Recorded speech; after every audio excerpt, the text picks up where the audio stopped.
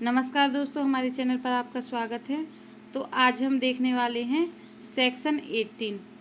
ठीक है, अब देखते हैं इसमें क्या बताया गया है कि यदि भाड़े पर दिया गया कोई मकान है वो क्या हो जाता है, मानव निवास के लिए असुरक्षित हो जाता है। ठीक है, और भूस्वामी उसमें मरम्मत कराना चाहता है। मतलब वह जो मकान है जो भाड़े पर दिया गया था उसकी कंडीशन इतनी ख़राब है कि वह रहने लायक नहीं है, या और भी ऐसी कोई कंडीशन है जिससे मानव अच्छे से उसमें निवास नहीं कर सकता है, या उसको ज़रूरत है, या फिर इसमें दो चार कुछ और भी कंडीशन है कि यदि उसे ज़रूरत है भूस्वामी को किसी मरम्मत के लिए तो क्या करेगा। अब यदि भूस्वामी को कोई स्थान की ज़रूरत है जो उसने भाड़े पर दिया था तो वो अभिदारी से कहेगा कि तुम मुझे ये स्थान दे दो, परंतु क्या है कि अभिदारी मना कर देता है। जैसे एक को किराए पर कब अपना ये स्थान दिया था, ठीक है, किराए पर दिया था। अब जो भूस्वामी है वो चाहता है कि इसमें मरम्मत करा दे या निर्माण करा दे, कुछ ऐसा करा दे, तो क्या है कि वह भूस अधि इससे ए से कहेगा कि तुम मुझे ये जो कब्जा है मुझे दे दो, मैं यहाँ पर निर्माण कराना चाहता हूँ या मरम्मत कराना चाहता हूँ।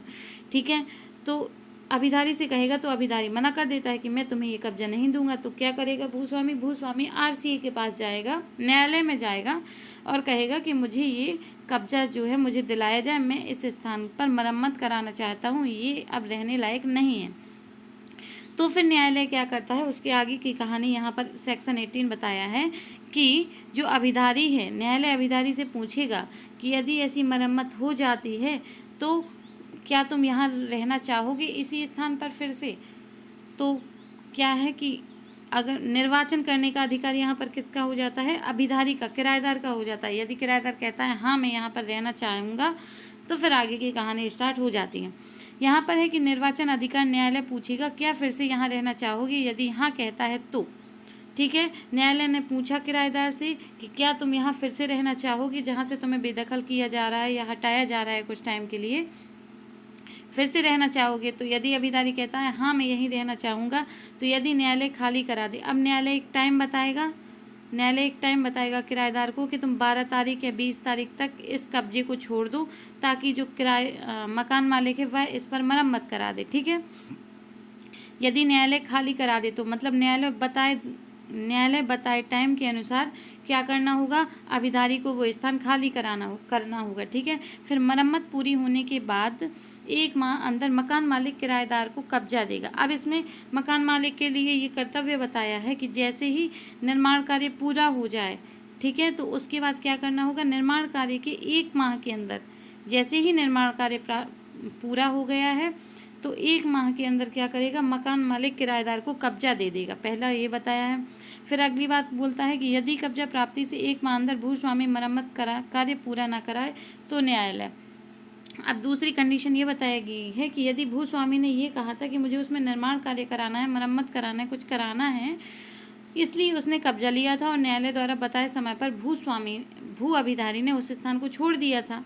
ठीक है, तो कब्जा प्राप्ति से जिस दिन कब्जा मिला था भूस्वामी को, तो कब्जा प्राप्ति से भूस्वामी 1 माह के अंदर क्या करेगा, 1 माह के अंदर निर्माण कार्य स्टार्ट कर देगा। और यदि ऐसा निर्माण कार्य स्टार्ट नहीं करता है तो क्या होगा, तो कब्जा किराएदार को दिया जाएगा। तो फिर क्या करता है, यहाँ पर भी वही कंडीशन हो जाती है कि जो किराएदार होता है, किराएदार आरसीए को आवेदन करता है, किराएदार जो है वो आरसीए को आवेदन करता है कि ये जो है इन्होंने मुझसे कब्जा ले लिया है, मुझे यहाँ पर फिर से दिलाया जाए कब्जा, क्योंकि इन्होंने 1 माह तक, अभी 1 माह कंप्लीट हो चुका है, इन्होंने निर्माण कार्य स्टार्ट ही नहीं किया है।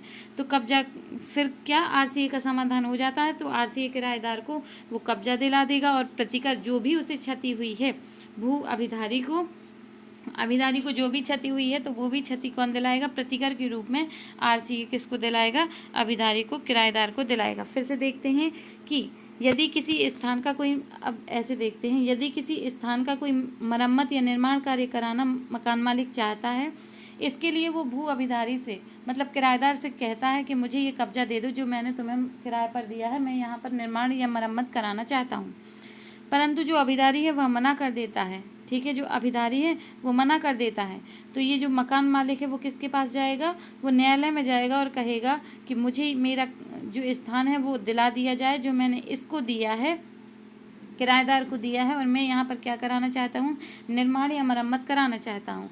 अब ऐसी कंडीशन में न्यायालय किराएदार से, ये जो किराएदार है इससे पूछेगा कि न्यायालय किराएदार से पूछेगा कि क्या उसी स्थान पर तुम फिर से रहना चाहोगे। अगर वो हाँ कहता है, किराएदार कहता है हाँ, निर्वाचन का अधिकार यहाँ पर किराएदार के पास आ जाता है। यदि वो किराएदार कहता है कि हाँ मैं रहना चाहता हूँ इसी स्थान पर, तो न्यायालय कहेगा कि कुछ टाइम बताएगा, न्यायालय कहेगा कि इस डेट तक तुम इस कब्जे को खाली कर दो, ठीक है।